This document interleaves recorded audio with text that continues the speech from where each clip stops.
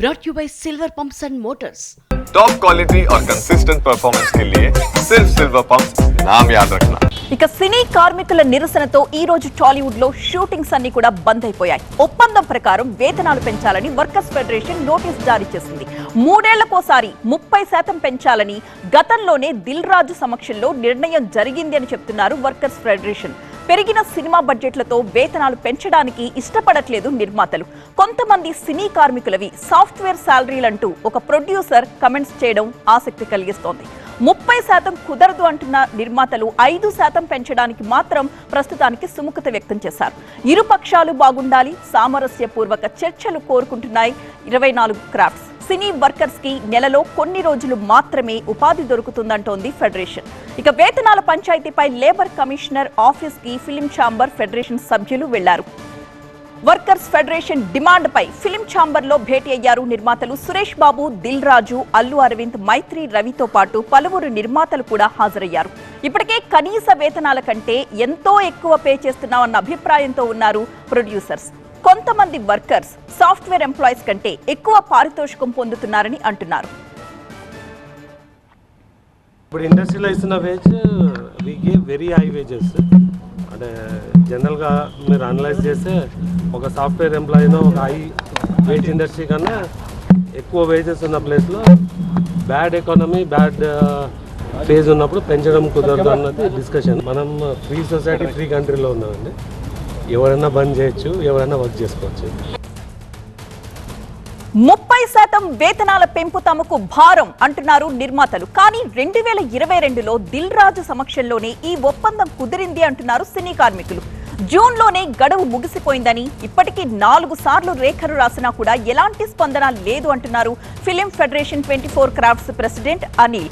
Producers, workers 2 పక్షాలు బాగుండేలా నిర్ణయం తీసుకోవాలని కోరారు.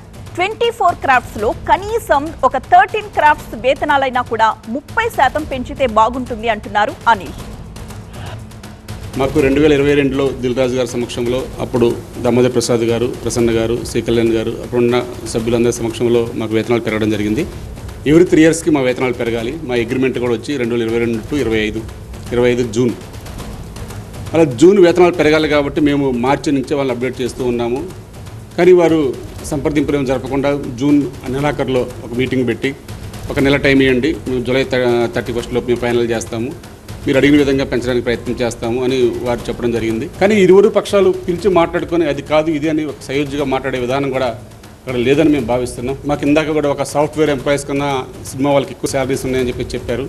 అటువంటిది ఏమన్నా ఉంటే మా ముందు పెట్టమనంటే మేము సరి చేసుకోవడానికి కూడా సిద్ధంగా ఉన్నాం. కానీ మేము ఎక్కువగా పోరాడేది డాన్సర్స్, ఫైటర్స్, ఈ 2000 రూపాయల కింద ఉన్న మహిళా workers, production drivers, light mens, technicians, ఇటువంటి వాళ్ళ కోసం మేము పోరాడుతున్నాం. కానీ అలా మాట్లాడలేదు. అక్కడ మేము 5% ఇస్తాం, చేస్తే చేయండి, లేకపోలేదు. అది కరెక్ట్ కాదని మా భావన. ఎందుకంటే కార్మికుల పక్షాన్ని కూడా ఆలోచన చేయాలి, ప్రొడ్యూసర్ బాగుండాలి, ఇటు వర్కర్ బాగుండాలి. ఇటు ఇరు పక్షాలకి విభేదాలుగా పోకుండా మంచి కూర్చొని మాట్లాడితే సమస్య పరిష్కారం అవుతుంది నా భావన. రైట్, మా ప్రతినిధి లక్ష్మీనారాయణ సిద్ధంగా ఉన్నారు. లక్ష్మీనారాయణ, అటు నిర్మాతల మండలి, ఇటు సినీ కార్మికుల మండలి ఇద్దరు కూడా వెనక్కి తగ్గట్లేదు. వాళ్ళు 30% పెంచమంటుంటే వీళ్ళు 5% పెంచమంటున్నారు. ఇది ఎక్కడి వరకు పోతుంది? ఇప్పటికే 24 గంటలు అయిపోయింది సినిమా షూటింగ్స్ బంద్ అయ్యి. ఇంకా ఎంతసేపు, ఎన్ని రోజులు కొనసాగే అవకాశం ఉంది? ఎవరు కాంప్రమైజ్కి వచ్చే ఛాన్సెస్ కనిపిస్తున్నాయి?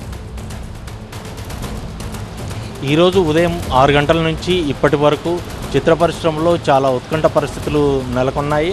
షూటింగ్లు వాయిదా పడటము, షూటింగ్ల కోసం వచ్చిన కార్మికులు వాళ్ళకి ఇబ్బందులు కలగటము, ఇతర రాష్ట్రాల నుంచి వచ్చిన కొంతమంది ఆర్టిస్టులకు కూడా ఇబ్బంది కలగటము, ఇలాంటి అన్ని వాతావరణంలో కొంతమంది ట్రేడ్ యూనియన్ నాయకులని కార్మికులు మా వేతనాలు పెంచేలా మీరు చర్యలు తీసుకోవాలంటూ ఒకవైపు వాళ్ళని వారిస్తున్న నేపథ్యంలో ఇటు ఫిలిం ఛాంబర్లో ఫిలిం ప్రొడ్యూసర్స్ అందరూ సమావేశమై ఇప్పటికే మనము ఇతర రాష్ట్రాలు అంటే కర్ణాటక, తమిళనాడు, కేరళ వీటన్నిటికన్నా మనం చాలా ఎక్కువ వేతనాలు చెల్లిస్తున్నాము. దీనివల్ల మనకి ఇప్పుడు వేతనాలు పెంచితే మనకి ఇంకా ఎక్కువ భారంగా అవుతుంది.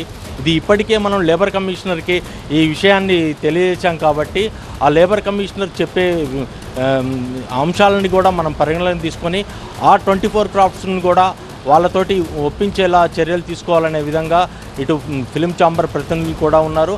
అయితే 24 క్రాఫ్ట్స్ వాళ్ళు మాత్రం మేము ఇప్పటికే 3 సార్లు నోటీసులు ఇచ్చాము. ఆ నోటీసుల్లో వాళ్ళు ఎలాంటి చర్యలు తీసుకోలేదు కాబట్టి మేము ఈరోజు సమ్మెకు కాల్ చేశాము అని అంటున్నారు. అయితే ఏకపక్షంగా లేబర్ కమిషనర్ దగ్గర ఈ అంశం పెండింగ్లో ఉండగా వీళ్ళు ఇలా బంద్ చేయాలనే నిర్ణయం తీసుకోవడం పట్ల నిర్మాతలు చాలా ఆగ్రహంగా ఉన్నారు. మరోవైపు స్కిల్డ్ వాళ్ళకి ఒకే రేషియోలో వేతనాలు పెంచే దిశగా చిత్ర పరిశ్రమ ప్రముఖులు ఎవరు ముందుకు రావటం లేదు. ఇంకొకటి, ఈ స్కిల్డ్ టాలెంట్ ఉన్న వాళ్ళని మనము ఫిలిం ఛాంబర్ తరఫున కొంతమందిని సెలెక్ట్ చేసుకొని మనకు ఏ విధంగా వాళ్ళు వర్క్ చేయడానికి అనుకూలంగా ఉంటారో అలాంటి కొంతమందిని సమీకరించే పనిలో ఫిలిం ఛాంబర్ ప్రతినిధులు ఉన్నారు. ఈ అంశం ఇప్పటికే లేబర్ కమిషనర్కి చేరింది. ఇది మరి ఇంకా ఎన్ని రోజులు ఈ అంశంపై ఇరు వర్గాలు చర్యలు తీసుకుంటాయో వేచి చూడాల్సిందే. Thank you Lakshminarayana.